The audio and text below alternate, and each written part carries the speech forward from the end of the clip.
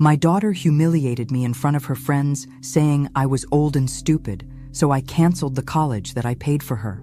Before we begin, drop a comment below telling me where in the world you are listening, and make sure to subscribe for more life-changing journeys. The envelope from Princeton University felt heavy in my hands. I traced my fingers over the embossed logo before handing it to Olivia. After 19 years of sacrifice, sleepless nights, and second jobs, my daughter's future was sealed inside. I got in! Olivia's scream pierced the kitchen as she danced around. Mom, I got in! Princeton, can you believe it? I couldn't stop the tears. Your father would have been so proud, I whispered, remembering Robert and how we'd dreamed of starting a family before his car accident 20 years ago. Olivia was already texting everyone she knew. We have to celebrate, like a real party. She looked up, her eyes calculating rather than joyful. The Henderson twins got into Yale, and their parents rented out Bellini's. Sweetheart, that's a bit out of our price range. I started, mentally reviewing our savings account. Mom, it's Princeton. Her voice took on that edge I'd learned to dread. Do you want me to look pathetic compared to everyone else? It's bad enough I have to say I'm adopted when people ask why my mom is practically a senior citizen. The barb stung, but I pushed it aside like I always did. Of course not, honey. We'll figure something out. 3 weeks later, our modest house was transformed into what Olivia deemed an acceptable celebration venue. I dipped into my emergency fund for catering, decorations, and even hired student bartenders. I stood in the kitchen, arranging hors d'oeuvres, when Olivia burst in with 3 friends from Lakeside Prep. Mom, where are the little shrimp things? She demanded, barely looking at me. Coming right up, I smiled at her friends. Congratulations to all of you on your acceptances. Mrs. Sullivan, your home is lovely, said Emma, the only one who bothered to meet my eyes. Oh God, Mom, don't start with the small talk. Olivia rolled her eyes. Just bring the food out when it's ready. After they left, I leaned against the counter, willing away the hurt. This was Olivia's night. The party was in full swing when I ventured upstairs for more napkins. As I passed the guest bedroom, I heard Olivia's laugh, followed by, "Can you imagine having to explain her to my college friends?" I froze, hand halfway to the doorknob. At least your real mom was probably young and cool. I recognized Brooke Henderson's voice. Like, was she a teen mom or something? I tell everyone my parents were brilliant grad students who died in an accident, Olivia said casually. It's less embarrassing than admitting I was adopted by a desperate old woman who couldn't have kids of her own. The ice in my veins spread to my fingertips. But she's paying for Princeton, right? Another voice asked. That's pretty generous. She's mortgaging the house, Olivia snorted, as if I'd let her off the hook after all the time she embarrassed me. Do you know last parent-teacher night she asked Mr. Phillips what existentialism meant? In front of everyone. It's not my fault she's too stupid to understand half the books I read. Laughter rippled through the room. She's like having a housekeeper who thinks she's your mom, Olivia continued, always hovering, asking about my day like she could possibly understand what my life is like. God, I can't wait to get to Princeton and finally drop the act. What act? Emma asked quietly. The Grateful Daughter Act. Olivia's voice dripped with contempt. Do you know how exhausting it is pretending to care about her feelings? Oh, Mom, thank you so much for working double shifts so I could go to ballet. She mimicked me cruelly, as if she didn't get exactly what she wanted someone to make her pathetic life seem meaningful. A glass shattered downstairs, followed by cheers. I should move, should confront her, should do something other than stand here, letting each word cut deeper. But you'll still visit her, right? Emma pressed. Only until I get my inheritance, Olivia laughed. The old lady's not going to live forever. And when she kicks it, this house is mine. Then I'll finally be free. I backed away silently, retreating to my bedroom. I caught my reflection in the mirror, gray-streaked hair, lines around my eyes, the dress I'd splurged on for tonight. For the first time, I saw myself through Olivia's eyes. Old, unsophisticated, embarrassing. The sounds of celebration continued downstairs, but inside me, something vital had cracked the foundation I'd built my entire adult life upon. The daughter I thought I knew, the love I thought we shared, the sacrifices I thought had meaning. It was all a lie, and I had no idea what to do next. The morning after the party, I cleaned up the aftermath while Olivia slept upstairs. Every champagne flute I washed, every crumpled napkin I collected felt like evidence of my own naivety. "Mom, is there coffee?" Olivia shuffled in around noon, hair tangled, eyes puffy from too little sleep. I poured her a cup without speaking. "Great party, right?" She scrolled through her phone. "Brooke's mom asked where we catered from." I told her it was the new place downtown, not that cheap deli you actually used. The casual lie struck me differently now. How many others had there been?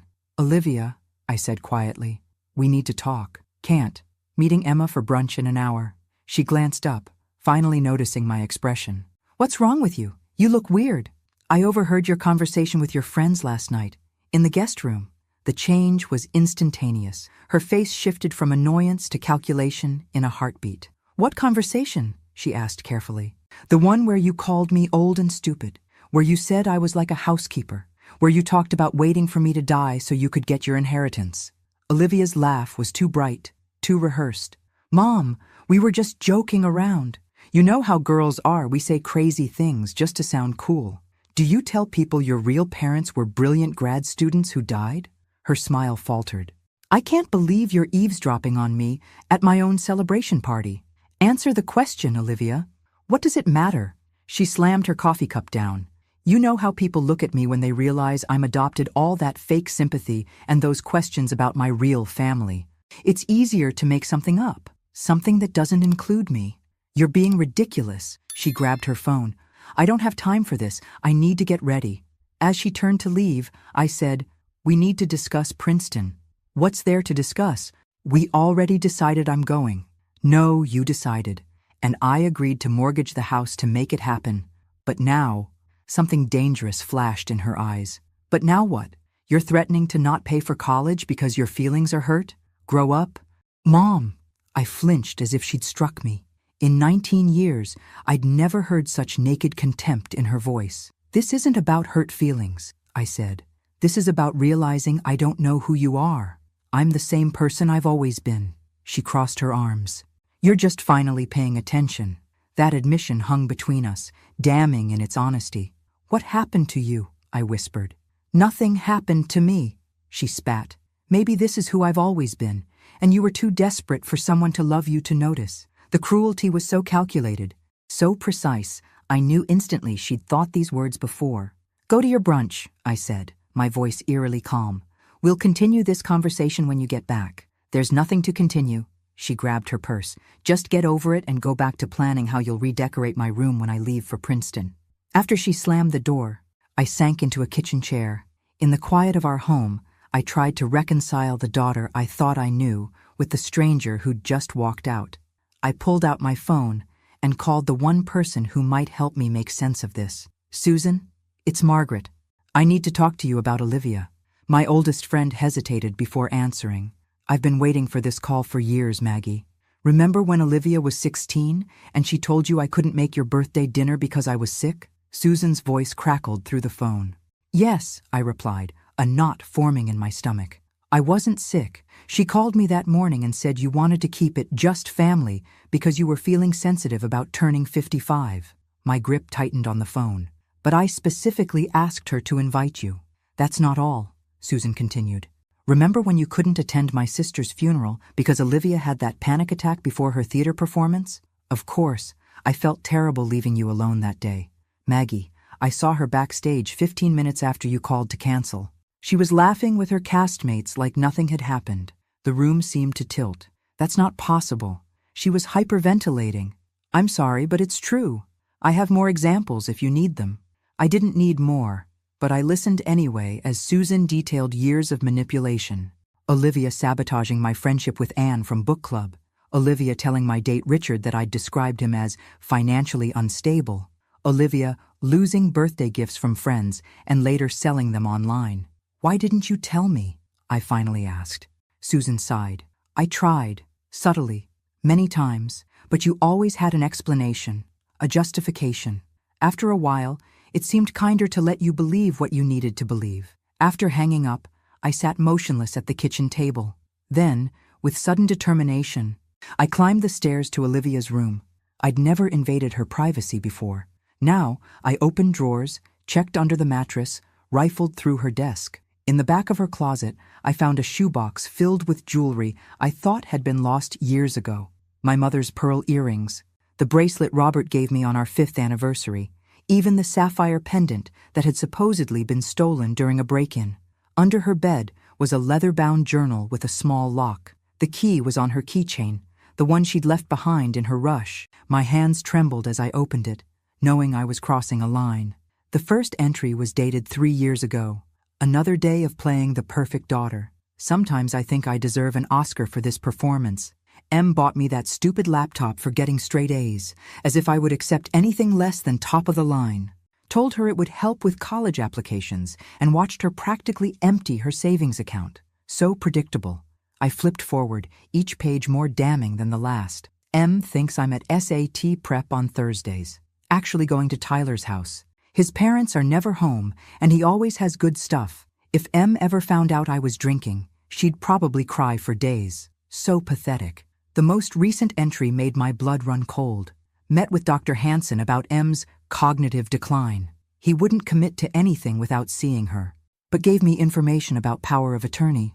Once I'm 21, if I can document enough concerning behaviors, I could potentially manage her finances. 2 more years of playing the devoted daughter, then the house is as good as mine. She'll never know what hit her.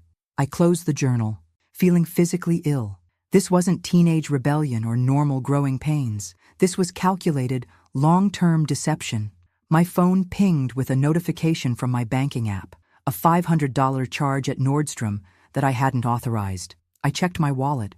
My credit card was still there, but I remembered Olivia asking to borrow it last week to buy textbooks online. With shaking hands, I logged into my account to see months of unexplained charges. High-end restaurants, clothing stores, rideshare services to addresses I didn't recognize. I opened her laptop, password protected, of course, but I knew her patterns. I tried Princeton 2025 and was immediately granted access. Her email confirmed everything. Correspondence with Princeton about the exclusive summer program in Oxford she'd never mentioned. Messages to friends mocking my career, my education, my appearance. A draft letter to her high school counselor explaining why she was rejecting a full scholarship to State University in favor of Princeton. A full scholarship she'd never told me about. The sound of the front door jolted me back to reality. I quickly returned everything to its place and made my way downstairs, a strange calm settling over me. Olivia breezed in, still scrolling through her phone. "Emma says hi," she said without looking up. "Did you have a nice time?" My voice sounded foreign to my own ears. "It was fine. Look, about earlier." "I've been thinking," I interrupted. "You're right. I overreacted." Suspicion flashed across her face, quickly replaced by satisfaction. "Good. I knew you'd see reason. We should start making plans for Princeton. There's so much to do before September." Relief washed over her features. She thought she'd won, just like always. But as I smiled and nodded while she chattered about dorm decorations, I made a silent vow. This would be the last time Olivia Sullivan manipulated me. The game was about to change. The law office of Wilson & Associates occupied the 10th floor of a modest building downtown. Benjamin Wilson, my late husband's friend and our family attorney for 20 years, greeted me with a warm handshake. "Margaret, it's been too long," he said, guiding me to his office. "When you called, you mentioned some unexpected news?" I settled into the chair across from his desk. "Yes, it's about Robert's investment in that tech startup, NeuroSync." Ben nodded, recognition crossing his features. "The one you always called his lottery ticket?" "That's the one." I smiled faintly. Robert was so excited about their neural interface technology, even though everyone said it was too speculative. "I remember trying to talk him out of it," Ben admitted. "Not my finest moment as a financial advisor." "Well, I got a call yesterday. NeuroSync has been acquired by Mindframe Industries." I slid the paperwork across his desk. Apparently Robert's lottery ticket just paid off. Ben's eyes widened as he reviewed the documents. "Margaret, this is substantial. $560,000, I said, the number still surreal to me. "After taxes. This changes everything for you." "It does," I agreed, "but not in the way you might think." I spent the next hour explaining the situation with Olivia, the overheard conversation, Susan's revelations, the evidence I'd found. Ben listened without interruption, his expression growing increasingly troubled. "I understand your distress," he said finally. But what exactly are you planning to do? That's why I'm here. I need to know my options. Ben leaned back in his chair. Legally, you have no obligation to pay for Olivia's education, especially now that she's 18. The money from NeuroSync is undeniably yours alone. And the mortgage I was about to take out for Princeton can be canceled before anything is finalized. I nodded, a weight lifting from my shoulders. There's something else. I found evidence that Olivia was planning to seek power of attorney over me by documenting false cognitive decline. Ben's expression hardened. That's extremely concerning and potentially fraudulent. She also rejected a full scholarship to State University without telling me, which means she deliberately chose the option that would cost you the most, Ben concluded. Exactly. What do you want, Margaret? Truly? The question caught me off guard. What did I want? Revenge? Punishment? Neither felt right. I want her to learn the lesson I failed to teach her all these years, I said finally. That actions have consequences. That relationships require honesty. That love doesn't mean being a doormat. Ben nodded thoughtfully. Then perhaps we should craft a strategy that's educational rather than punitive. For the next 2 hours, we outlined a plan. First, I would transfer the money intended for Princeton into a separate account only I could access. Next, I would cancel all credit cards Olivia used as an authorized user. Finally, with Ben's guidance, I would establish a trust fund with specific conditions Olivia would need to meet to access it. This isn't about withholding support, Ben clarified. It's about creating accountability. As I prepared to leave, Ben handed me a university brochure. One more thing to consider. It's never too late to pursue your own education, Margaret. I stared at the brochure for the local community college. I couldn't possibly. Why not? You've put your dreams on hold for decades. Maybe it's time to revisit them. After all, you've always loved literature. Those journals you've kept all these years, they show real talent. I was surprised he remembered my old habit of writing daily reflections and short stories. Robert had always encouraged my writing, but after his accident, I'd set that dream aside to focus on making ends meet and raising Olivia. When I arrived home, Olivia was waiting, a stack of Princeton housing forms on the kitchen table. "Where have you been?" she demanded. "I needed your signature on these hours ago. I had a meeting with Ben Wilson." "The lawyer? Why?" I set my purse down carefully. "I received some unexpected news today. An investment your father made years ago has finally paid off." Olivia's eyes lit up with naked greed. "How much?" "Enough to change our lives," I said carefully. "But perhaps not in the way you're thinking." "What's that supposed to mean?" "It means I've had a revelation today, Olivia. About you. About me. About the relationship we've built on my blind devotion and your calculated manipulation." She froze, then quickly recovered. "Is this about what you overheard again?" "I told you we were just joking." "Stop lying," I said quietly. "I know about the scholarship you rejected. I know about the Oxford program you applied to without telling me.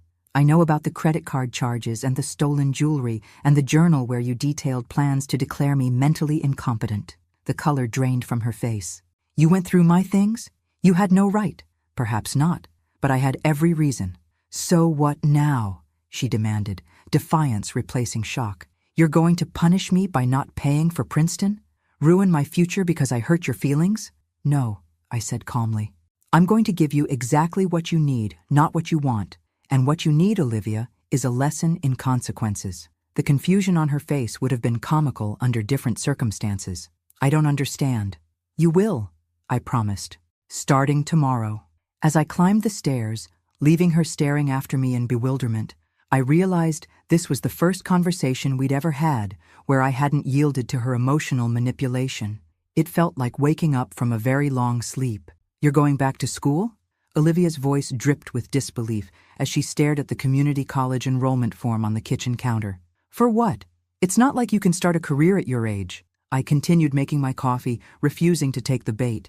"I've always loved literature. Now I have the time and resources to study it properly." "This is about punishing me, isn't it?" She crossed her arms. "You're using Dad's money for yourself instead of my education." "I'm using my money to improve my life," I corrected gently. Something I should have done years ago. It had been 3 days since our confrontation, 3 days of strategic silence on my part while Olivia cycled between anger, manipulation, and desperate attempts to re-establish the status quo. She'd even made dinner last night, badly burnt lasagna, that I'd praised effusively while watching her calculate her next move. "What about Princeton?" she finally asked, the question I'd been waiting for. "I won't be paying for Princeton." The explosion was immediate. "You can't do this to me. I've already accepted. My friends all know. Do you have any idea how humiliating it would be to attend State University on a full scholarship instead?" I interrupted. "The one you rejected without telling me?" Olivia faltered. "That's different. Princeton opens doors that State never could. Then perhaps you should have been honest about your options, and we could have discussed them like adults." "This is insane," she muttered. "You're punishing me for trying to better myself." "No," I said evenly. "I'm allowing you to experience the natural consequences of dishonesty. There's a difference, so that's it? I just don't go to college?" Her voice cracked, and for a moment, I almost wavered. "You have options," I said, pulling out the folder Ben had helped me prepare. "I've contacted State University. They've agreed to reconsider your scholarship if you apply by the end of the week." Hope flickered in her eyes, quickly replaced by suspicion. "Why would you do that if you're so angry with me?" "Because despite everything, I am your mother, and I do want you to succeed." I paused. "But success built on manipulation isn't really success at all, is it?" She didn't answer, staring at the folder instead. "There's more," I continued. "I've established a trust fund for you." Her head snapped up. "A trust fund?" "With conditions," I clarified. "You'll receive a modest monthly stipend for living expenses while you attend college. The bulk of the money will become available after you've maintained full-time employment for 2 years following graduation." "2 years?" she spluttered. That's forever. It's called learning financial independence, something I should have taught you long ago." She paced the kitchen, calculations visibly running behind her eyes. "And if I refuse, then you're welcome to stay here, contribute to household expenses, and attend community college with me," I said mildly. "The choice is entirely yours." Olivia stopped pacing. "You've thought of everything, haven't you? I've had 19 years of making excuses for your behavior. It gives one plenty of time to reflect." She snatched the folder off the table. "I need to think." "Of course," I nodded. "In the meantime, I've canceled all your credit cards and transferred your car insurance to your name. The bills are in the folder." "You can't be serious." "Completely serious," I said. "Oh, and Olivia? The Princeton housing forms you needed me to sign?" I nodded toward the shredder in the corner. I thought it best to eliminate the temptation. After she stormed upstairs, I allowed myself a moment of doubt. Was I being too harsh? Too abrupt in changing the rules of our relationship? My phone rang, displaying Susan's name. "How did it go?" she asked immediately. "About as well as expected," I sighed. "She thinks I'm punishing her." "You're not," Susan said firmly. "You're finally parenting her. There's a difference." "What if she hates me for it?" "She might for a while. But Maggie, she was planning to have you declared incompetent to get your money. If that doesn't justify some tough love, I don't know what does." The doorbell interrupted our conversation. I opened it to find Daniel Matthews, my neighbor from 3 houses down, holding a stack of mail. "These were delivered to my box by mistake," he said with an apologetic smile. "I think the new carrier is still learning the route. Thank you." "Daniel, would you like to come in for coffee?" The invitation surprised us both. In 5 years of living on the same street, our interactions had been limited to neighborly waves and brief conversations about the weather. "I'd like that," he said, after a moment's hesitation. As we settled in the kitchen, I found myself studying him properly for the first time. A professor of English literature at the community college, according to neighborhood gossip. Divorced, no children, around my age. "You seem different," he observed, accepting the coffee I offered. "Different how?" He considered his answer carefully. "More present somehow.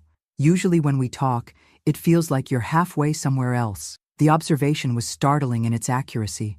How long had I been living that way, physically present but mentally consumed with Olivia's needs and wants? "I'm making some changes," I said simply. "Good changes, I hope?" I thought about the enrollment form on the counter, the trust documents in Ben's office, the canceled credit cards, and the shredded Princeton paperwork. "Necessary ones," I replied. From upstairs came the sound of a door slamming, followed by muffled cursing, as Olivia discovered another consequence of her actions. The home Wi-Fi password had been changed. Daniel raised an eyebrow. "My daughter is learning some difficult lessons," I explained. "Ah," he nodded. "The famous Olivia. I've seen her coming and going, but never had the pleasure of an introduction. Trust me, pleasure isn't the word I'd use right now.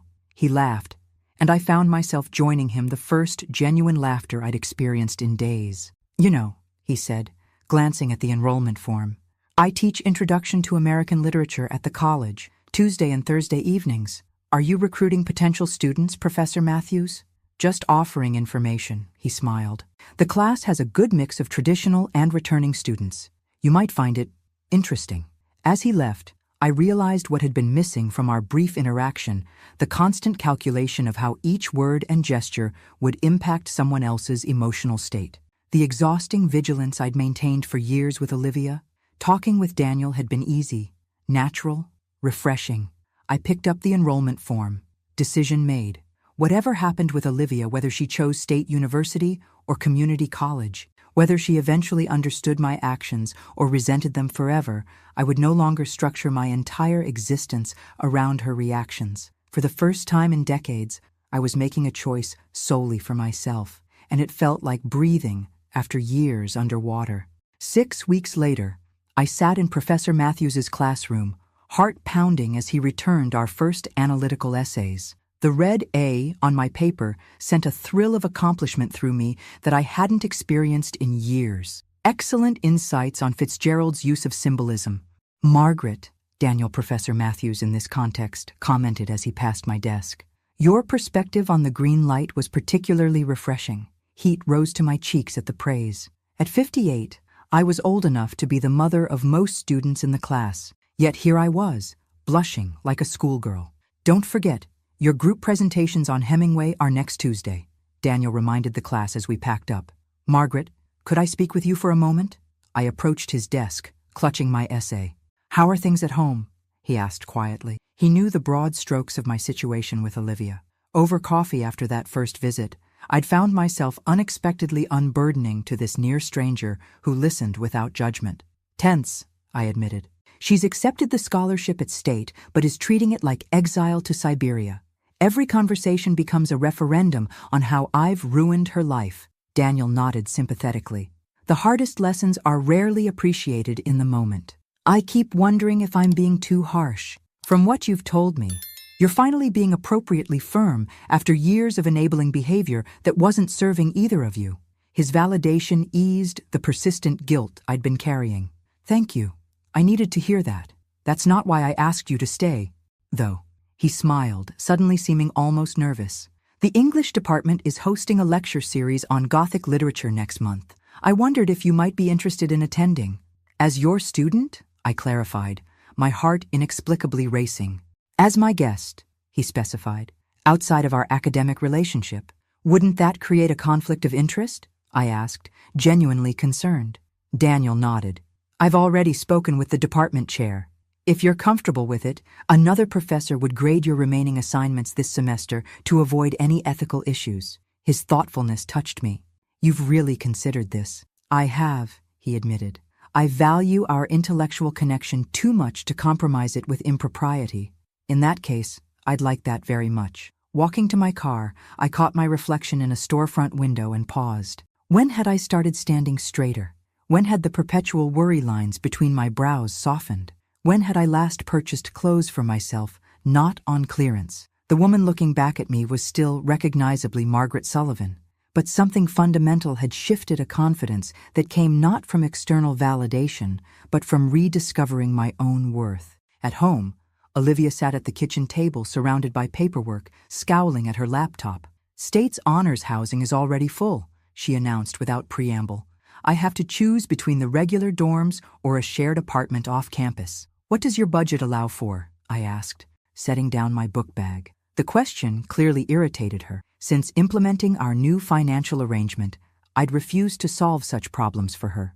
The apartment would be cheaper if I find 2 roommates, she admitted reluctantly. But I don't know anyone at State. Sounds like an opportunity to meet new people, I suggested. Starting dinner preparations. Olivia watched me with narrowed eyes. You're different lately. Am I? I don't know. Less available. The observation was telling. To Olivia, my value had always been measured by my availability to meet her needs. I have my own studies to focus on, I replied. Speaking of which, I got an A- on my first essay. Good for you, she said, not entirely succeeding at hiding her sarcasm. Learning to analyze The Great Gatsby will really transform your career prospects. Rather than rise to the bait, I simply continued chopping vegetables. Actually, I've been invited to a lecture series on Gothic literature next month. Thrilling, she rolled her eyes. With Professor Matthews. Something in my tone made her look up sharply. Wait, like a date? Yes, I said simply. You're dating my literature professor? Confusion warred with disgust on her face. He's not your professor, and yes, I'm exploring the possibility. That's weird, is it? I kept my tone light. I'm a single woman enjoying intellectual conversation with a man who shares my interests. Seems perfectly normal to me.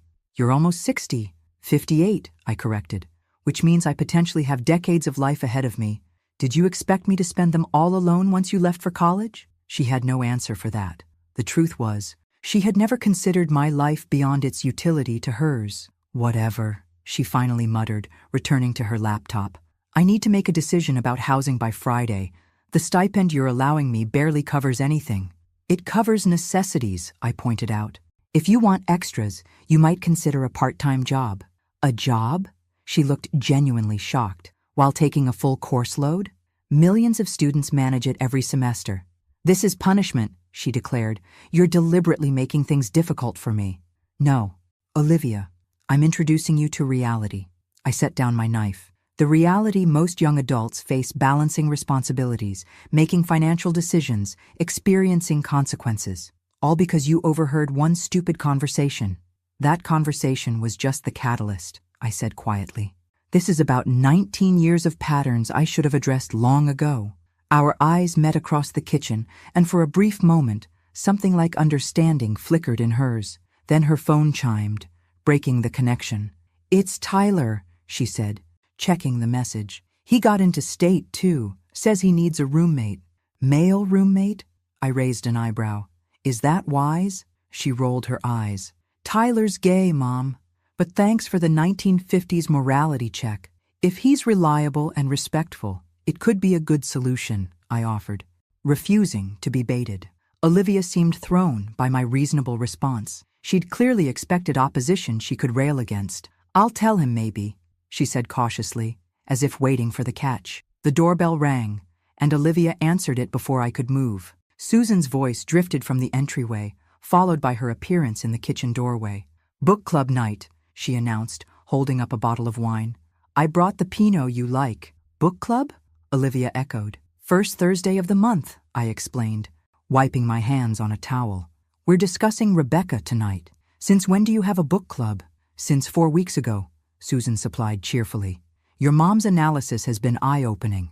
Apparently studying literature formally gives one quite the critical perspective.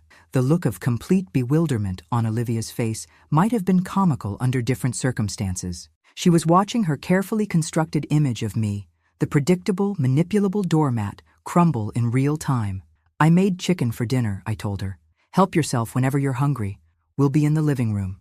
As Susan and I left the kitchen, I heard Olivia's baffled murmur, "Who are you?"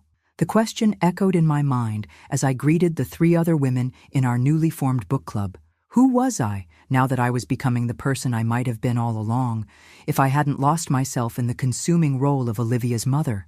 I was still discovering the answer, one day at a time, and for the first time in decades, the uncertainty felt exhilarating rather than terrifying. You're not even listening to me, Olivia's voice escalated, filling the kitchen with her frustration. I heard every word, I replied calmly, looking up from my textbook. You don't want to attend State's orientation because it conflicts with Brooke Henderson's Hamptons weekend. I simply asked if missing the official welcome events was wise. This isn't about orientation. This is about you controlling every aspect of my life now. I closed my book. No, Olivia. This is about you facing the reality that actions have consequences. You rejected a scholarship without consulting me, lied about other opportunities, and deliberately misled me about your intentions. Now you're living with the results of those choices. It was one stupid conversation, she shouted. One time I vented to my friends and you've completely overreacted. Is that what you think this is about? One conversation? What else? I took a deep breath. It's time we had complete honesty between us. Follow me. Curiosity temporarily overriding defiance, She followed me to my home office. I unlocked the bottom drawer of my desk and removed a thick folder. "What's that?" "Evidence," I said, laying out the contents on my desk. Bank statements showing unauthorized charges on my credit cards. Photographs of jewelry you claimed was stolen that I found hidden in your closet. Printouts of social media posts where you ridiculed me to your friends. Your journal entries describing plans to have me declared mentally incompetent. She stared at the damning collection, color draining from her face. "This isn't about one conversation, Olivia. It's about a pattern of deception and manipulation that I enabled for years." "You went through my private things," she whispered, unable to muster her usual indignation in the face of such overwhelming evidence. "Yes," I acknowledged. "After 19 years of respecting boundaries, you consistently violated." "So what now?" she demanded, anger returning. "You've got your file of evidence. Are you throwing me out? Disowning me?" "No," I said gently. "I'm giving you the gift I should have given you years ago, the chance to become a responsible, ethical adult. By controlling my money?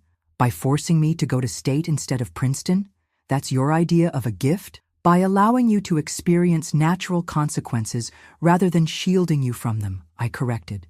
"Princeton was never your right. It was a privilege you hadn't earned." "Hadn't earned?" she scoffed. "I had the grades. I got accepted. And you lied about your alternatives, manipulated me into financial arrangements that would have crippled my future, and showed contempt for the very person you expected to fund your ambitions." I gathered the papers back into the folder. "That's not earning anything, Olivia. That's exploiting someone's love for you." She fell silent, a flicker of something like shame crossing her features before hardening into resentment. "So that's it? We're done? You've made your point?" "We're not done. We're just beginning a new chapter." I handed her an envelope. "This came for you today, from State." She opened it reluctantly, scanning the contents. "They want me to apply for their honors literature program," she said, confusion evident. "But I'm pre-law. They were impressed by your essay. Professor Winters, the department chair, thought you showed particular promise in literary analysis." "How would he even see my application essay?" I hesitated. "I may have shown it to Daniel Professor Matthews, who shared it with colleagues. He thought your writing was exceptional." "You did what?" Her indignation was immediate. "That was private. It was a college application essay, Olivia, not a diary entry. And it's resulted in an opportunity you wouldn't have had otherwise. An opportunity I don't want. I'm pre-law, not some English major." "Then decline," I said simply. "But consider why you're so set on law. Is it because you're passionate about it, or because it fits the narrative you've constructed about your future?" She stared at me, momentarily speechless. It was perhaps the first time I'd directly challenged the carefully curated image she'd built of herself. "You don't know me at all," she finally said. "I know you better than you think," I countered. "I know you've been writing short stories since you were 12, stories you hide in a folder labeled Calc Notes on your laptop. I know you spend hours analyzing film adaptations of classic novels, but tell everyone you're watching for the costumes. I know you light up when discussing character motivations, but force yourself to sound equally enthusiastic about constitutional law."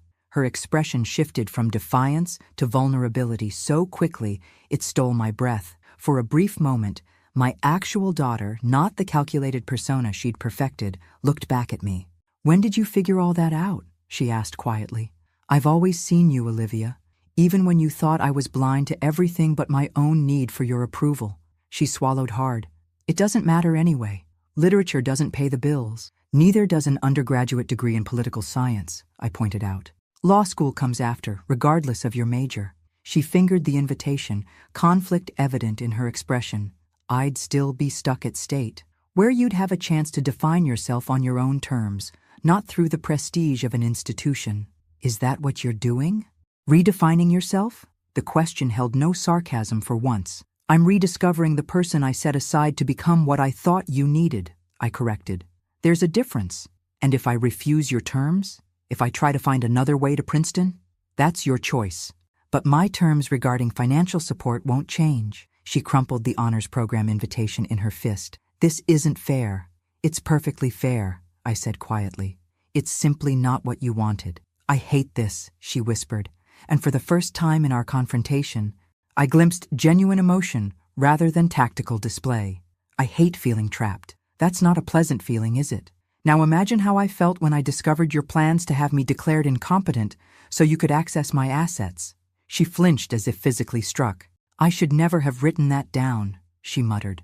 The problem isn't that you wrote it down, Olivia. The problem is that you thought it at all. She paced the small office, agitation evident in every movement. So what am I supposed to do now? Just surrender? Accept defeat? This isn't a battle, I said. It's a crossroads. You can continue fighting against consequences or learn from them. You can cling to a version of your life that requires manipulating others, or you can begin building something authentic. Easy for you to say. You suddenly have Dad's money and your perfect professor boyfriend and your cute little book club. You get to reinvent yourself while I'm stuck with the fallout. The fallout of your own choices, I reminded her gently.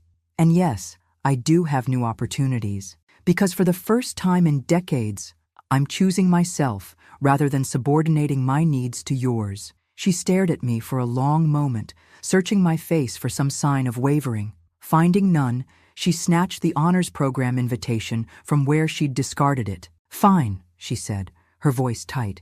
I'll consider it. Not because you want me to, but because having English Lit as a minor might distinguish my law school applications. It was a small concession wrapped in rationalization classic Olivia, but it was more than I'd expected. That's a practical perspective, I acknowledged. She turned to leave, then paused at the doorway. Does it make you happy, seeing me like this? The question caught me off guard. Like what? Powerless, at your mercy. No, Olivia. It breaks my heart. I met her gaze squarely. But watching you continue on your previous path would break it more completely. Something in my tone must have reached her, because she looked away first. I have to call Tyler about the apartment, she muttered, disappearing down the hallway. After she left, I sat motionless, emotionally drained from the confrontation. The folder of evidence remained on my desk, physical proof of years of manipulation and deceit. Yet alongside the anger and disappointment it represented, I found myself wondering what I might have done differently. My phone chimed with a text from Daniel.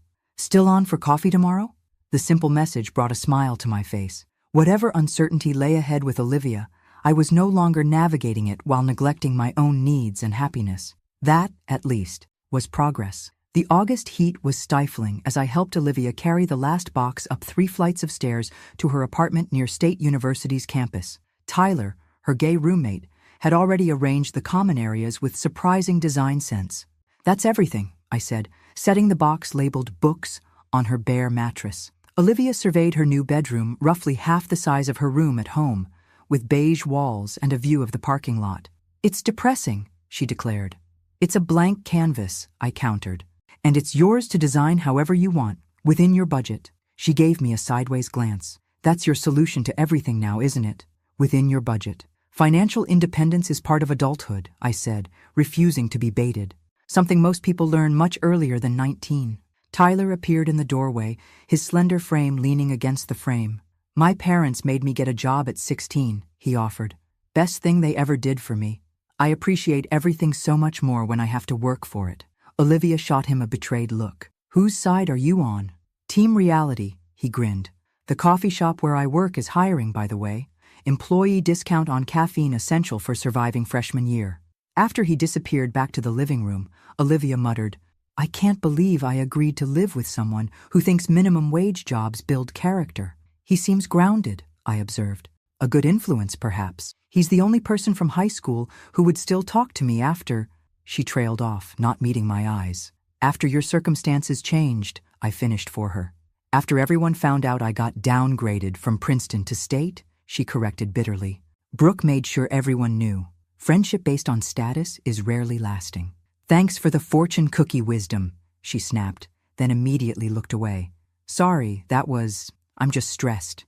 The apology, however reluctant, was notable a small crack in her defensive armor. Understandable, I acknowledged. Change is difficult. We finished unpacking in companionable silence. When everything was in place, we stood awkwardly in the center of her room, the moment of farewell looming. So, Olivia said, fiddling with her sleeve, I guess this is it. I'm only 40 minutes away, I reminded her. But yes, this is the beginning of your independent life. She nodded, her expression unreadable. When does your fall semester start? Next week. I'm taking 3 classes this time. Ambitious? She said. with only a hint of sarcasm. I'm enjoying the challenge more than I expected. Another awkward silence fell between us. So much remained unresolved, yet neither of us seemed ready to bridge the deeper divides. Well, I finally said, reaching for my purse. I should get going. Let you settle in. Wait, she blurted, then hesitated. I wanted to ask. Yes? She took a deep breath. The trust fund, is it really there? Or was that just something you said to make me cooperate? The question revealed so much about how she viewed me as someone potentially capable of the same manipulation she had employed. It exists, I said firmly. The terms are exactly as I explained. You'll receive the monthly stipend we agreed on while you're in school. The full amount becomes accessible after 2 years of post-graduation employment. Relief flickered across her features before she masked it. And if I wanted to switch to the literature program instead of pre-law, would that violate the terms? The question caught me by surprise. No, it wouldn't. The terms are based on attendance and completion, not specific majors. She nodded, as if confirming something to herself. Good to know. Are you considering it? Maybe, she admitted reluctantly. Professor Winters called personally yesterday, said my application essay showed remarkable insight into Austen's use of irony. That's quite a compliment from the department chair. It would still be state, not Princeton, she pointed out, as if testing my reaction. The quality of education depends far more on the student's engagement than the institution's prestige, I said, something I've learned firsthand these past months. Tyler appeared again, this time holding car keys. Sorry to interrupt, Mrs. Sullivan, but we've got that department mixer in an hour, and I still need to shower. Department mixer? I echoed, looking at Olivia. For the literature program, she explained, not meeting my eyes. I haven't decided anything. I'm just exploring options. Of course, I nodded, hiding my surprise. That seems wise. Another silence fell, more charged than the last. 3 months ago, I would have filled it with reassurances and offers of help. Now, I simply waited, allowing Olivia to navigate the moment on her own terms. I should go, I finally said, moving toward the door. Mom, she called, stopping me. The word sounded different somehow, less a title of convenience and more an acknowledgement of relationship. Thank you for helping with the move. You're welcome, I replied simply. As I drove home, emotions swirled through me, pride in Olivia's small steps toward authenticity, grief for the years of manipulation, hope for genuine change, and lingering fear that I was somehow failing her by enforcing boundaries. My phone rang through the car's speaker system. Daniel calling, the automated voice announced. Hi, I answered, his name bringing an involuntary smile to my face. How did the move go? His voice was warm with genuine interest. Better than expected, I admitted. She's considering switching to the literature program. That's significant, he observed. Her choice? Apparently, though I'm sure she'd deny I had any influence. He laughed. Progress doesn't always announce itself with fanfare. No, I agreed. Sometimes it whispers through the cracks of resistance. Poetic. You're becoming quite the literature student. I have an excellent professor, I teased. Speaking of which, his tone shifted slightly. I wanted to talk to you about the Gothic Literature Lecture Series. There's been a change of venue. Oh? My colleague Professor Abernathy offered his lake house for the weekend. It would mean staying overnight. Several of the faculty are bringing partners. The implication hung in the air between us. We'd been seeing each other regularly for nearly 3 months now, but always in public settings, coffee shops, restaurants, campus events. This would be a significant shift in our relationship. That sounds lovely, I said, surprised by my lack of hesitation. Really? Relief colored his voice. I wasn't sure if it would seem too presumptuous. Daniel, I'm 58, not 18. I think I can handle a weekend away without requiring a permission slip. His laugh was delighted. You've changed so much since we first started talking, Margaret. It's like watching someone step into the light after being in shadow. The observation resonated deeply. I had been living in the shadow of Olivia's needs and manipulations for so long that I'd forgotten how it felt to stand in my own light. 3 months into the fall semester, I sat in the university auditorium watching Olivia step up to the podium. As one of 2 freshmen selected to present at the literature department's undergraduate symposium, she looked both terrified and exhilarated. Good afternoon, she began, her voice wavering slightly before finding its strength. My paper explores the parallels between economic dependency and emotional manipulation in Jane Austen's Mansfield Park and Charlotte Perkins Gilman's The Yellow Wallpaper. Pride swelled in my chest as she articulated her analysis with growing confidence. Something about her seemed different, not just her appearance, though she'd abandoned her expensive highlights and designer clothes for a simpler style, but something in her bearing. There was an authenticity to her enthusiasm that I hadn't witnessed in years. Tyler sat beside me, occasionally snapping photos for what he called the roommate archives. In the 3 months they'd lived together, he'd become an unexpected ally in Olivia's transformation. His no-nonsense approach, cutting through her manipulative tactics with disarming humor. "She's actually good at this," he whispered, as Olivia fielded questions from faculty members. Like, genuinely good, not just faking it to impress people good. "Yes," I agreed. "I think she is." After the symposium, we waited in the lobby as Olivia accepted congratulations from professors and fellow students. When she finally approached us, her cheeks were flushed with genuine pleasure. "Professor Winters wants me to expand my paper for the regional conference in spring," she announced, barely containing her excitement. "That's wonderful," I said, resisting the urge to hug her. Our relationship remained tentative, the old patterns too easily triggered by physical proximity. "The department's hosting a dinner for the presenters," she continued, "so I can't do coffee like we planned." "Of course," I nodded. "This is a significant achievement. You should celebrate." She hesitated, shifting her weight from one foot to the other. "You could come," she offered tentatively. "To the dinner, if you want." Professor Winters said presenters could bring guests. The invitation caught me off guard. In the months since she'd started at State, our interactions had been limited to occasional coffee meetups and brief phone calls, civil but guarded, with unspoken tensions hovering beneath surface conversations. "I'd like that," I said simply. Tyler cleared his throat dramatically. "And what about the loyal roommate who's endured endless practice presentations and stress-induced kitchen messes?" Olivia rolled her eyes, but with affection rather than disdain. "Yes, Tyler, you're invited too, though I'm not sure academia is ready for your commentary." "Honey, academia needs my commentary," he retorted, linking his arm with hers. "Now, I believe you promised that if this went well, we'd finally replace that tragic futon with a real couch?" "I said we'd discuss it," she corrected, but she was smiling. As they continued their good-natured bickering, I observed with quiet amazement how differently Olivia interacted with Tyler compared to her high school friends. There was no calculation in her responses, no careful management of her image, just the natural rhythm of genuine friendship.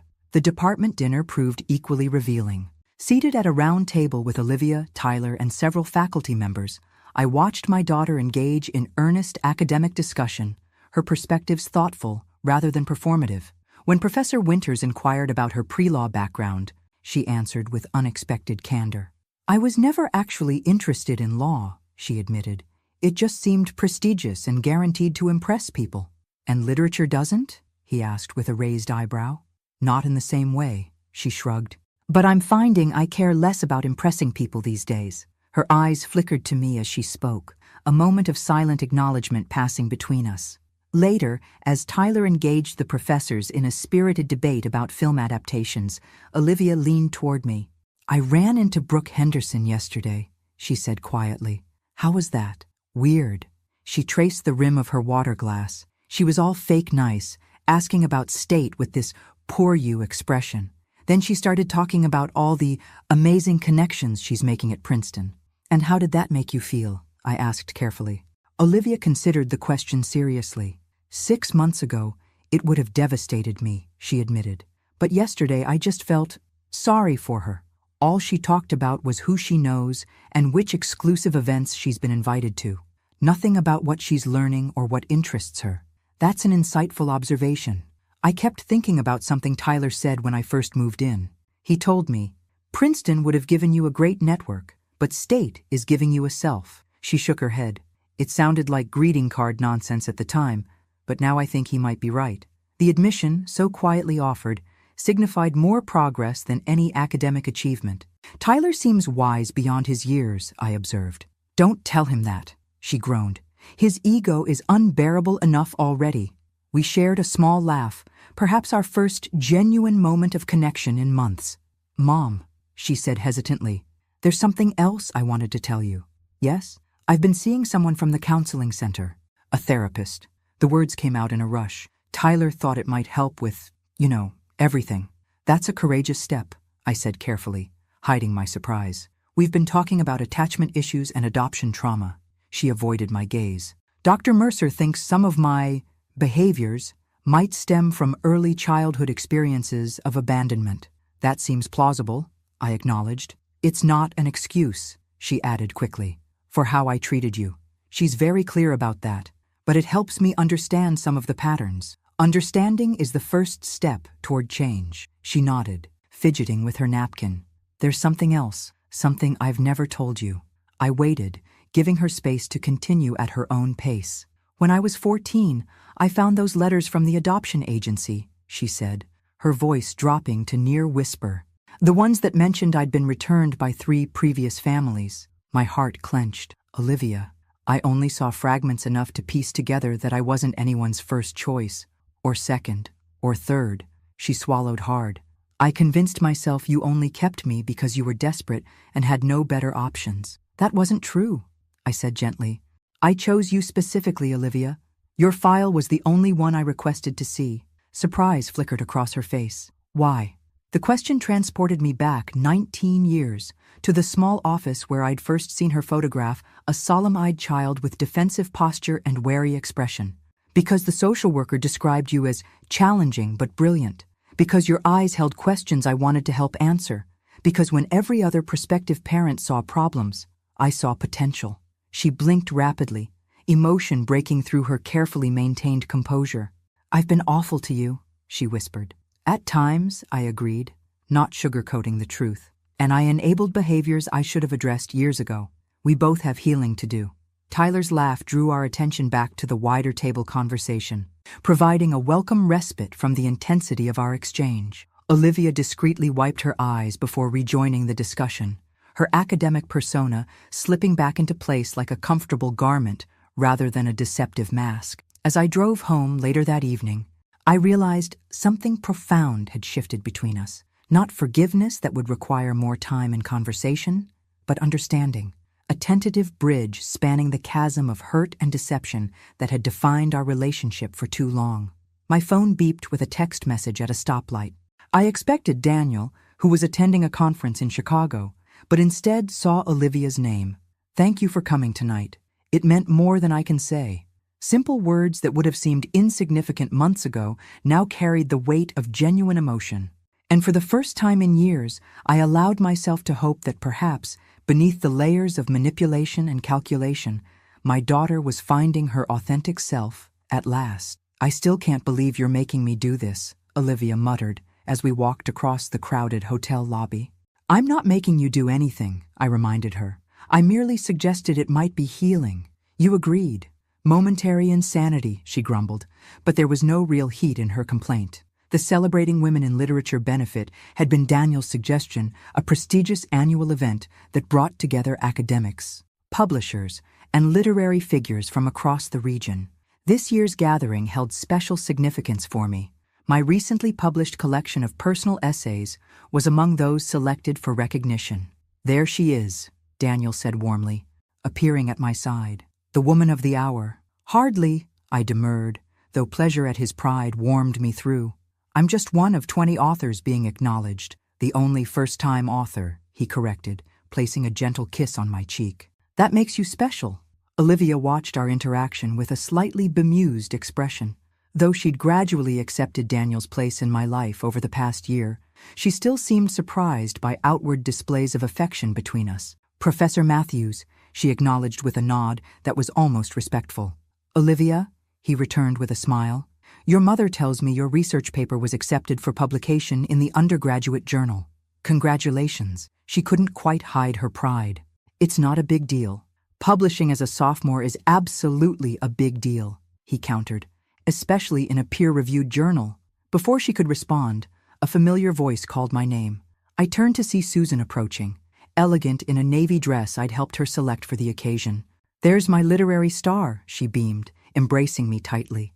I've already told everyone at my table that I knew you when you were just a harried mom with a secret notebook of stories. Hardly a star, I protested. But thank you for coming. As we settled in, I scanned the room out of habit, noting the elegant decorations and diverse attendees. My gaze stopped abruptly on a familiar face 3 tables away. Brooke Henderson sat with her parents, her expression sour as her mother chatted animatedly with table mates. When she noticed my gaze, her eyes widened in recognition before she deliberately looked away. Olivia followed my line of sight. "Great," she muttered. "The Henderson family is here." "Mrs. Henderson serves on the Literary Foundation's board," Daniel explained. "Political appointment, she gives large donations, but has limited interest in actual literature." "That tracks," Olivia said dryly. Throughout dinner, I caught Brooke stealing glances at our table, her curiosity evident despite her affected disinterest. When the awards portion of the evening began, she leaned forward attentively as the foundation director announced each honored author. "Our next recognition goes to a remarkable new voice in personal essay," the director announced. "Margaret Sullivan's collection, Second Chapters, chronicles her journey from devoted single mother to rediscovering her own identity in middle age. Please welcome Margaret to receive her award." The applause that accompanied my walk to the stage was surreal acknowledgement from literary peers for words I'd hidden in private notebooks for decades. "Thank you," I said simply when handed the elegant crystal award. For most of my adult life, I defined myself through one primary role model. It was only when that role was challenged that I discovered the person who existed beyond it. Second Chapters is dedicated to anyone who has ever wondered if it's too late to reimagine their story. It never is. The brief speech earned warm applause as I returned to our table. Daniel squeezed my hand, his pride palpable, while Susan discreetly wiped tears. Olivia's reaction surprised me, most genuine admiration, mixed with something that looked almost like regret. "Congratulations," she said quietly. "It's really good, Mom. The book. I mean it." The acknowledgement from the daughter who'd once mocked my intelligence was perhaps more meaningful than the award itself. As the ceremony concluded and guests began to mingle, Mrs. Henderson approached our table, Brooke reluctantly in tow. "Margaret Sullivan," she exclaimed with practiced charm, "your essay collection was simply marvelous, so raw and honest about the sacrifices of motherhood." "Thank you," I replied politely. "And Olivia," her gaze shifted to my daughter. "Brooke tells me you're at State now. How nice." The slight pause conveyed volumes about her assessment of State compared to Princeton. "It's been transformative," Olivia replied with unexpected poise. "The literature program is exceptional." "Literature?" Mrs. Henderson's perfectly shaped eyebrows rose. "I thought you were pre-law." "I discovered my actual passion rather than following a prescribed path," Olivia said, her voice steady. "State's program has given me opportunities I wouldn't have found elsewhere." Brooke's expression soured further. "Like what?" "Publishing research as a sophomore, for one," Daniel interjected smoothly. "Olivia's analysis of economic dependency in classic literature has received considerable attention." "How fascinating," Mrs. Henderson replied with the automatic response of someone who found it anything but. "Well, we should circulate. Lovely to see you all doing so." "Well." As they departed, Olivia released a breath. "That was satisfying," Susan supplied with a grin. "I was going to say weird," Olivia admitted. "A year ago, I would have been devastated by her condescension. Now, it just seems sad." "Progress," Daniel noted. The evening continued with introductions to publishers, academics, and fellow writers, a world I'd never imagined myself occupying. Through it all, Olivia remained by my side, observing with quiet interest rather than the resentment I might have expected from her former self. As the event wound down, we found ourselves in a quiet corner of the lobby, waiting for the valet to bring our cars. "Thank you for coming tonight," I told Olivia. "It meant a lot to have you here." She shrugged, but the gesture lacked its former dismissiveness. "It was interesting, seeing you in this world. You seem different." "Different how?" "I don't know. More solid somehow, like you're fully present in your skin." She looked away. "It's strange, realizing your parent is an actual person with their own life and interests." The observation revealed just how far she'd come from the self-centered teenager who'd seen me only as an extension of her needs. "It's part of growing up," I said gently, recognizing that parents are people too. "I guess," she hesitated. "Would you have found this path if things hadn't changed between us?" The question was perceptive and surprisingly self-aware. "I don't know," I answered honestly. Sometimes it takes a seismic disruption to reveal new possibilities. She nodded slowly. I'm sorry it had to happen that way. The apology, simple but sincere, hung between us, neither fully sufficient nor entirely necessary. We both understood that our journey had been complex, the fault lines running in both directions. We're here now, I said finally, both finding our paths. Daniel and Susan joined us as the valet arrived with our cars. Goodbyes were exchanged, plans made for Susan's upcoming birthday dinner. As Olivia prepared to leave in her modest used car, purchased with her earnings from the coffee shop job she'd initially resisted, she paused. I'm proud of you, Mom, she said quietly, for the book, for everything. The words so unexpected from the daughter who'd once dismissed me as intellectually inferior brought tears to my eyes. I'm proud of you too, I replied, more than you know. Driving home with Daniel, I reflected on the evening's significance, not just the professional recognition, but the public affirmation of the changes both Olivia and I had undergone. You're quiet, Daniel observed, reaching for my hand. Just thinking about how much has changed in 2 years, I said. For both of us. For the better? I considered the question carefully. Yes, despite the pain, despite the difficult conversations and adjustments, undeniably for the better. The email arrived on an ordinary Tuesday morning, nestled between a faculty newsletter and a reminder about Daniel's upcoming birthday. From Olivia Sullivan. Subject, can we talk? Mom, I've been working through some difficult material in therapy lately, and Dr. Mercer suggested it might be helpful to have a structured conversation with you. If you're willing, I'd like to come home this weekend. Just us, no Daniel, no Tyler, no distractions. There are things I need to say properly and questions I need to ask. I understand if this is too much or if you need time to consider. Olivia. The formal tone, so unlike our recent text exchanges, sent a ripple of apprehension through me. After nearly 2 years of gradual rebuilding, our relationship had reached a place of cautious stability. We spoke regularly, shared occasional meals, celebrated holidays together. The raw wounds had scabbed over, if not fully healed. What difficult material could prompt this request for a formal conversation? After consideration, I replied simply, I'll be here. Saturday works best. The intervening days passed with mounting tension. I found myself distracted during classes, my thoughts repeatedly returning to Olivia's cryptic message. By Saturday morning, I'd cycled through dozens of possibilities from reconciliation to renewed conflict. Olivia arrived precisely at noon, her expression inscrutable as she declined my offer of lunch. I'd rather just talk first, she said, setting a leather-bound notebook on the coffee table. If that's okay. We settled in the living room, the familiar setting suddenly feeling formal. So, I began when she remained silent.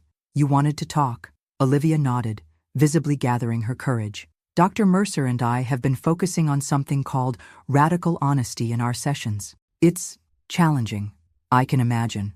Part of the process involves acknowledging harm I've caused and taking full responsibility without deflection.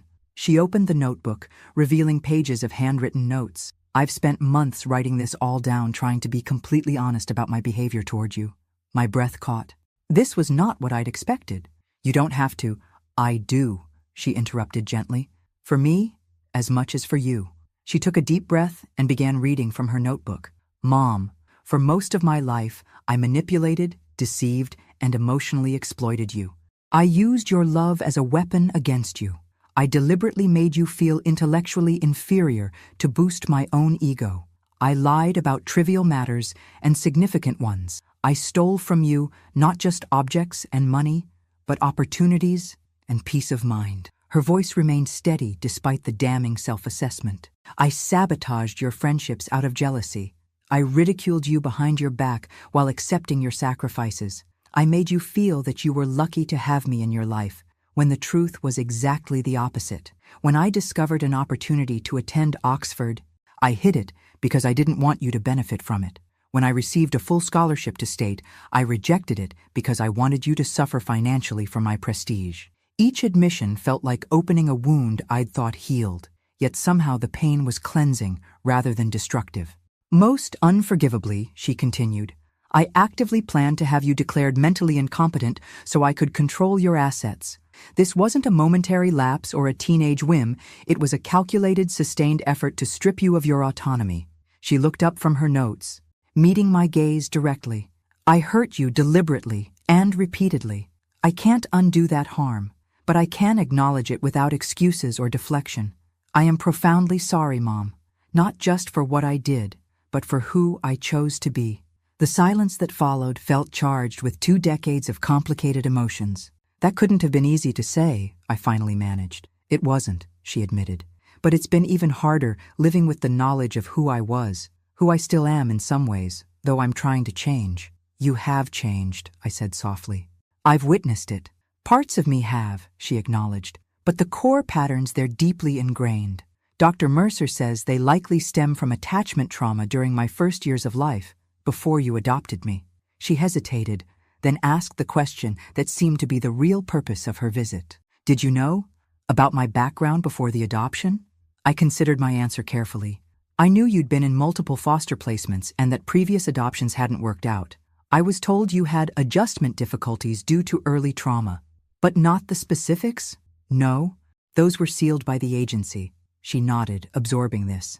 I've been trying to access my early records through legal channels. Dr. Mercer thinks understanding exactly what happened in those first 3 years might help me process some of the attachment issues.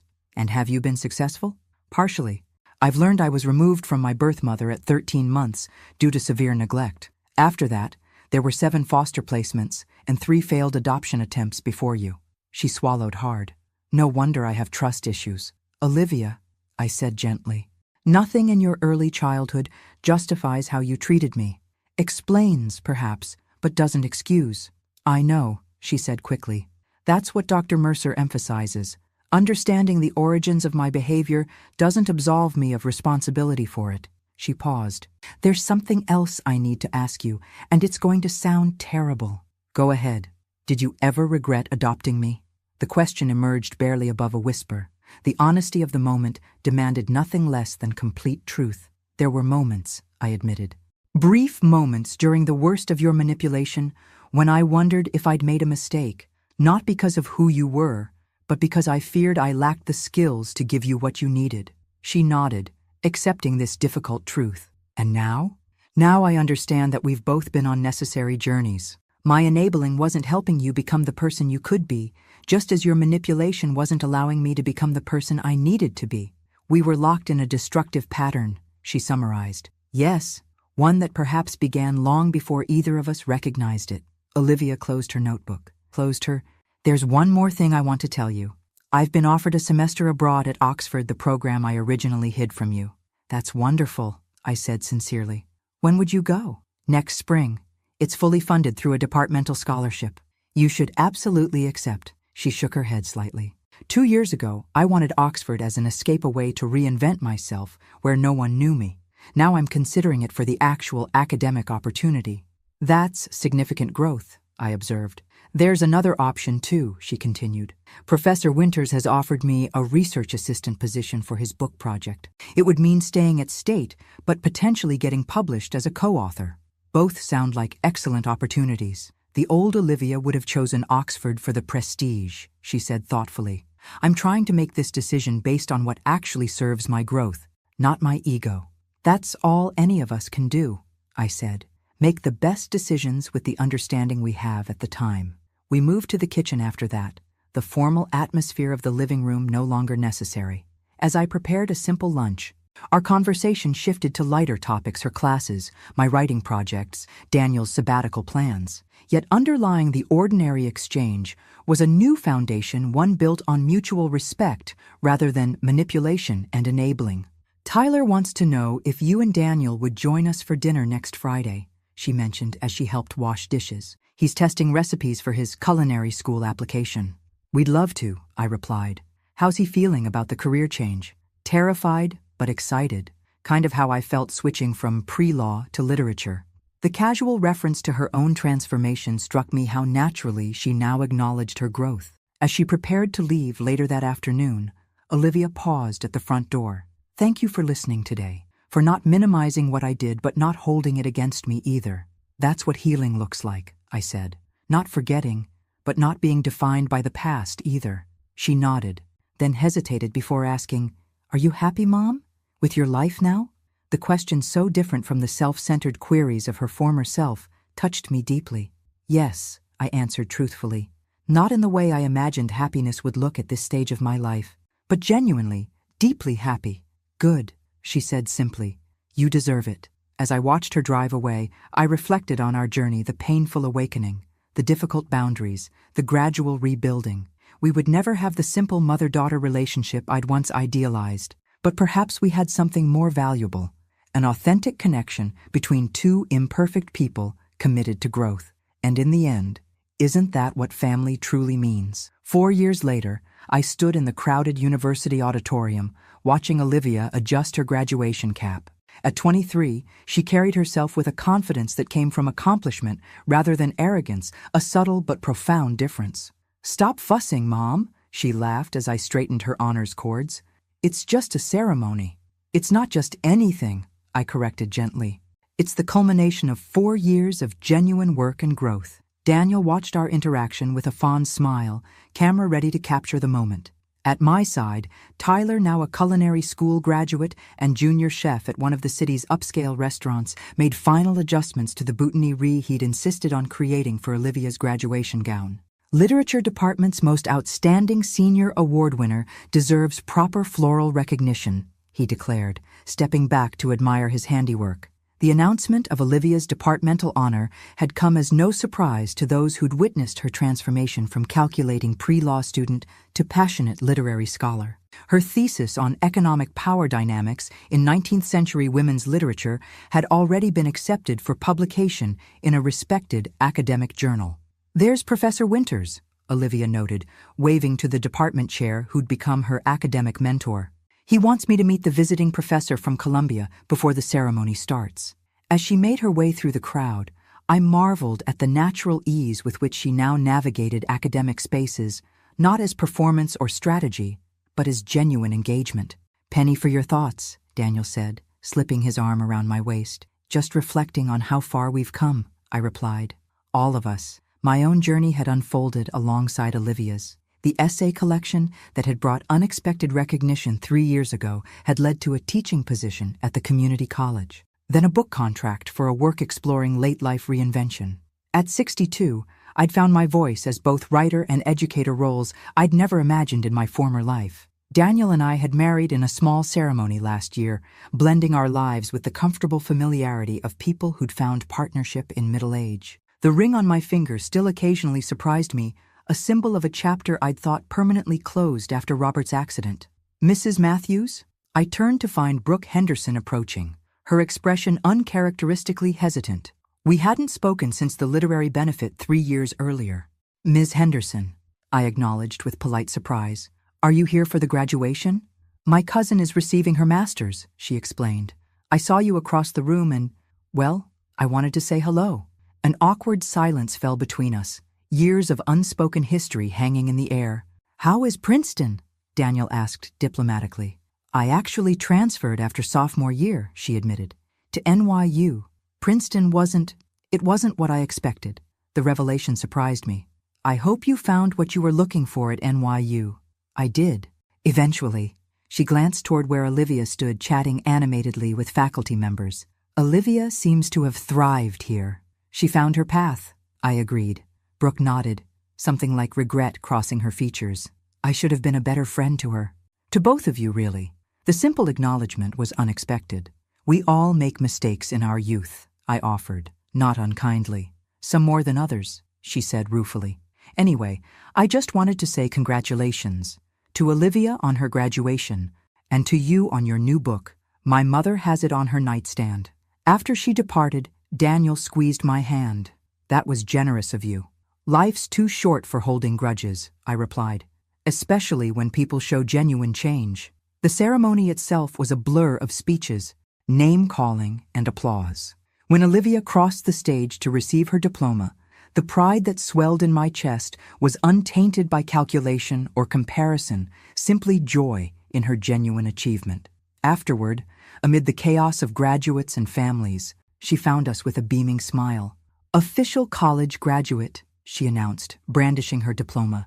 "Now I just have to decide between the master's programs." Her academic success had translated into multiple graduate school offers, a choice she was approaching with thoughtful consideration rather than status seeking. "You'll make the right decision," I assured her. "You always do nowadays." "High praise from the woman who once called me pathologically manipulative," she teased, the old wound now healed enough for gentle humor. "I never used those exact words," I protested. "Close enough," she laughed. Our celebratory dinner that evening brought together the small circle that had become our unconventional family, Daniel and me, Olivia and her boyfriend, Michael, a thoughtful history student she'd met through the honors program, Tyler and his partner, James, and Susan with her new husband, Paolo. As conversation flowed around the table, I found myself observing rather than participating, struck by the natural authenticity of our interactions. There was no performance here, no calculated impressions or strategic posturing, just genuine connection among people who had chosen to be in each other's lives. Later, as dessert plates were cleared, Olivia clinked her glass for attention. "I have an announcement," she said, her expression both nervous and excited. "I've made my decision about graduate school." All eyes turned to her expectantly. "I've accepted the fellowship at the University of Michigan," she revealed. "Their interdisciplinary program in literature and social justice is exactly what I want to pursue." "That's wonderful news," I said sincerely, even as I calculated the distance, a 4-hour drive that would take her farther from home than she'd been since starting college. "There's more," she continued. "Part of why I chose Michigan is because they've offered Mom a visiting professorship in their creative writing program for the fall semester." Stunned silence met this revelation. "They what?" I finally managed. "I might have sent them your collected essays and mentioned you were working on a new book," Olivia admitted with a mischievous smile. "Dr. Abernathy there was impressed and reached out to the department chair. The official offer should arrive by email tomorrow." "You did this?" I asked, overwhelmed by the thoughtfulness behind the gesture. "It's entirely on your merit," she assured me. "I just made the introduction. The rest was all you." "But what about Daniel? My class is here?" My mind raced through practical considerations. "It's just one semester," Daniel interjected, and I realized from his lack of surprise that he'd been in on the secret. "I've already arranged a sabbatical exchange with their English department for the same period." The careful coordination, the thoughtfulness required to arrange this opportunity without manipulating or pressuring struck me as the clearest evidence of how far Olivia had come. "You did all this for me?" I asked softly. "For us," she corrected. "You once gave me the gift of accountability when it was the last thing I wanted, but the first thing I needed. This is my way of giving you the gift of opportunity, a chance to expand your horizons just when you might be tempted to settle into comfort." The wisdom in her words and the genuine care behind them brought tears to my eyes. "When did you become so insightful?" I wondered aloud. "I had an excellent teacher," she replied simply. Later that night, as Daniel and I prepared for bed, I found myself reflecting on the symmetry of our journey. Where once I had crafted a difficult lesson for Olivia about consequences and independence, she had now created an opportunity for me that demonstrated genuine care rather than calculation. "She's really changed," Daniel observed, reading my thoughts as he often did. "The transformation goes beyond behavior to fundamental character." "Yes," I agreed, though I sometimes wonder how much was transformation and how much was revelation of what was always there beneath the defenses. "Perhaps both," he suggested. "The best growth usually is." I thought of the frightened 3-year-old I'd first met at the adoption agency, wary, withdrawn, already armored against a world that had given her little reason to trust. The calculating teenager she'd become, weaponizing charm and manipulation as survival skills. The reflective young woman who'd gradually learned to replace strategy with authenticity. None of these was the real Olivia. All were genuine facets of a complex person shaped by trauma, choice, consequence, and growth. Just as the anxious, self-sacrificing mother I'd been, the boundary-setting parent I'd become, and the confident professional I was now were all authentic expressions of my own evolving self. "What are you thinking?" Daniel asked as we settled into bed. "That life rarely gives us the stories we expect," I replied. "But sometimes, if we're brave enough to face difficult truths, it gives us the stories we need." He smiled, understanding as he always did. "And this story, has it been worth the painful chapters?" I thought of Olivia's face as she'd announced her news tonight, the genuine desire to create opportunity for me, the thoughtful consideration of what would serve my growth rather than her convenience. How far we'd both come from that devastating party where I'd overheard her cruel dismissal. Every page, I assured him, even the hardest ones. In the morning, I would find the official offer from Michigan in my inbox. Daniel and I would begin planning our semester away. Olivia would start preparing for her graduate program. Life would continue its forward motion, bringing new challenges and opportunities. But in this moment, I simply savored the knowledge that sometimes the most painful fractures create space for the most profound healing. That sometimes we must lose the relationships we thought we wanted to discover the authentic connections we truly need, and that it's never too late to begin a new chapter or to rewrite the story of who we might become. Some families are born of blood, others are forged by choice, but those that survive the flames of truth are the ones that truly matter. Thanks for listening. Don't forget to subscribe and feel free to share your story in the comments. Your voice matters.